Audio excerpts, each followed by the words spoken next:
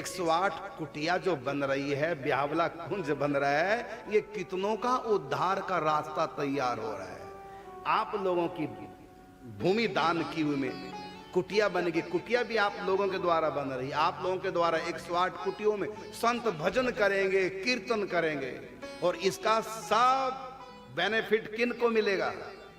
जिन्होंने इन कुटियों में दान किया है। ऐसी पूज्य बाबा ने हॉस्पिटल बनवाया, राधा कृष्ण साधना मंदिर बनवाया। ऐसी पूज्य श्री सेठ जयदयाल गोंदका ने हजारों कमरों का और गीता भवन बनाया। किस लिए? कि जितने भी लोग सहयोग देंगे सबके ऊपर उसका असर होगा। इसने तो कहा कलयुग में कि येन केन विधि देने से दान करहीं कल्याण। तो ये संत जो भजन करते हैं, इनका कुछ हिस्सा उन लोगों के पास भी जाता है जो इन संतों की सेवा करते हैं। तो इनका संतों का उद्धार होगा भक्ति भजन से, भावना से, और गृहस्थों का उद्धार होगा इनकी सेवा करने से। इसलिए गृहस्थों को, शरणागतों को इतना ज्यादा तपना नहीं पड़ता जितना संत तपते हैं। इसलिए आप ऐसा मत सोचो कि ये 64 माला के 3 राउंड संत कर रहे हैं, हम तो करते नहीं, कर सकते नहीं, हम 64 माला नहीं कर सकते, 64 माला के 3 राउंड कैसे करें, तो हमारा उद्धार कैसे होगा?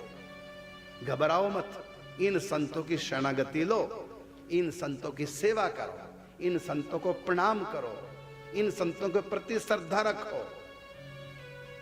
इतने से 16 माला से भी उद्धार हो जाएगा। इसलिए ज्यादा आपको तपना नहीं पड़ेगा।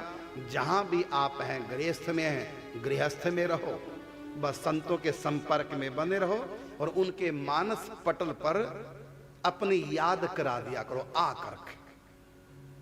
बहुत बड़ा सूत्र दे रहा हूं मैं। संतों को अपनी याद करा दिया करो। कैसे कराओगे? तो बीच बीच में आते रहो। भले वो तुमसे बात ना करें, चाहे बोले ना, प्रसाद तक ना दें भले, लेकिन उनके मानस पटल पर तुम एक बार आ जाओ।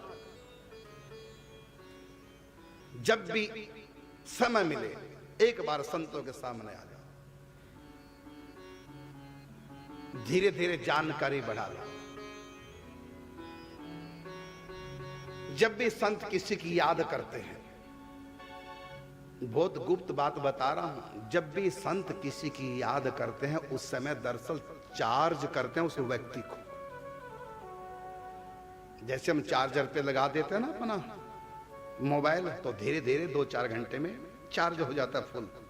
इसी प्रकार से संत जब किसी की याद करते हैं उस समय याद ही नहीं करते, उसको चार्ज पे लगा देते हैं और धीरे धीरे उसकी बैटरी चार्ज हो जाती है।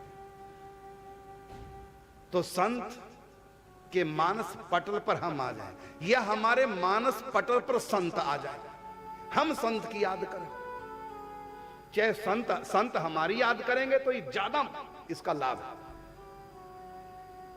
तो बार बार संतों के पास आते जाओ, उनको अपनी याद कराते जाओ और फिर संतों की याद करो। तो संतों के पास जो पावर है ना, वो हमारे पास आ जाएगी याद करने से। देखो, याद को उल्टा करो तो क्या हो जाता है? या फिर दा, इसको उल्टा पढ़ो, क्या हो गया? दया। याद का उल्टा दया। तुम करो याद और संत करेंगे दया। हो गया काम।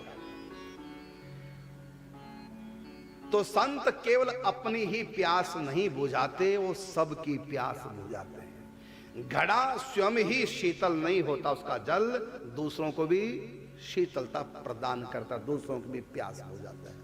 इसलिए संतों को ज्यादा तपना पड़ता है, संतों को ज्यादा अपने आप को कसना पड़ता है। फिर उनको जो प्रेम रस का वो रसास्वादन करते हैं भगवान के, तो स्वयं ही रसास्वाद नहीं करते, बल्कि उनके कुछ छींटे उन भक्तों पर भी पड़ते हैं जो उनकी शरण में रह करके भजन करते हैं,